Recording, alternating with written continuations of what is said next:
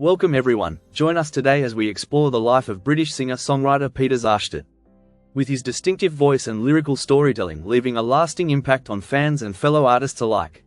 So let's dive in. Peter Eardley Sarstedt, born the 10th of December 1941 in New Delhi, British India. He was zodiac sign Sagittarius. Peter was born to English expatriates, Albert James, an accountant and civil servant, and his second wife Coral, in British India. With German ancestry, Peter was one of 6 siblings, including 2 brothers and 3 sisters. After Indian independence in 1947, the family managed a tea plantation in Darjeeling, where Peter attended Victoria Boys' School, a British-favoured boarding school in Kurseong. Later, they moved to Calcutta, but after Peter's father passed away in 1954, the family relocated to South London just before the rock and roll boom. Coming from a musically inclined family, his parents were trained classical musicians, with Peter and his siblings, including older brother Richard, all learning to play guitar. Richard initially considered studying architecture but soon found himself drawn more seriously into music. Around this time, pop music was becoming increasingly youth-focused, with the skiffle craze followed by the arrival of rock and roll from America. This shift gained momentum in 1955 with the release of Rock Around the Clock and the film The Blackboard Jungle, and accelerated the next year with Elvis Presley's UK debut. Peter's older brother Richard, a natural guitarist and passionate Bill Haley fan, joined the skiffle scene.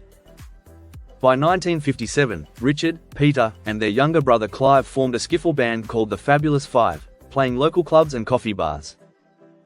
In 1960, they rebranded as the Saints, honing their sound. By 1961, Richard won a talent competition, securing a recording contract and adopting the stage name Eden Kane. Peter and Clive continued performing as part of Richard's band throughout the early 60s. Clive, who later performed as Robin Sarstedt, pursued a solo career, scoring a hit in 1976 with My Resistance Is Low. He had earlier released music under the name Clive Sands, produced by Joe Meek. Peter eventually carved out his own musical path, distinct from his brother's style. He began writing songs in 1966, blending his pop sensibilities with a stronger folk influence. His first 2 singles, I Must Go On and I Am a Cathedral, failed to chart in 1968. However, his fusion of folk and pop proved successful in early 1969 when Where Do You Go To My Lovely topped the British charts and earned him an Ivor Novello Award, shared with David Bowie's Space Oddity. The song, set to a waltz, whom Peter later cited his first wife Anita as the inspiration, was about a satirical portrayal of a poor-born girl, Marie Claire, from Naples who becomes a member of the European socialite jet set. The song also hit number 1 in 14 other countries, though it only achieved modest success in the US. Later that year, Peter scored another UK top 10 hit with Frozen Orange Juice, and released a self-titled debut album, which reached number 8 on the British charts. However, subsequent releases failed to chart. Peter's recorded songs include Beirut and Take Off Your Clothes.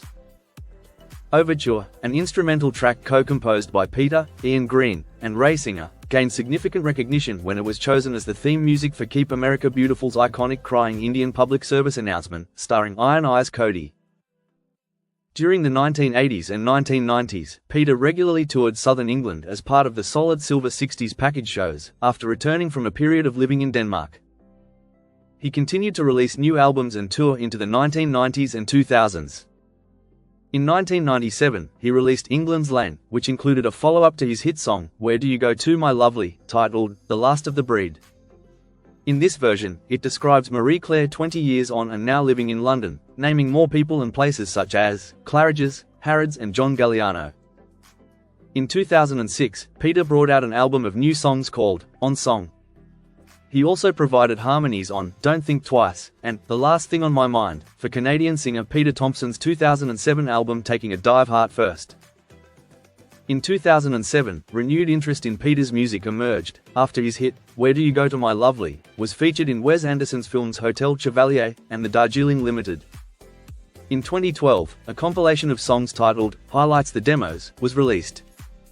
Peter's final album, Restless Heart, came out in 2013, produced by Ray Singer.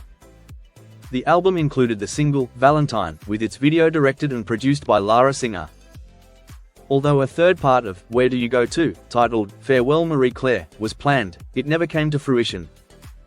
Peter's last live performance took place in 2010. Personally, Peter was introduced to his future wife Anita Atka by a fellow busker while she was studying in Paris during the summer of 1966. It was love at first sight. They married in 1969, the same year his #1 hit was released, and later moved to Denmark, where Anita worked as a dentist. However, they divorced 5 years later. In 1978, Peter went on to marry Joanna Meal, though this marriage also ended in divorce. He had 2 children, Anna and Daniel. In 2013, Peter was diagnosed with dementia and relocated to a retirement home in Sussex, England. However, in 2015, doctors determined that the initial diagnosis was incorrect, and he was actually suffering from progressive supranuclear palsy, PSP, a neurodegenerative disease. Sadly, on the 8th of January 2017, Peter passed away at the age of 75. And there you have it.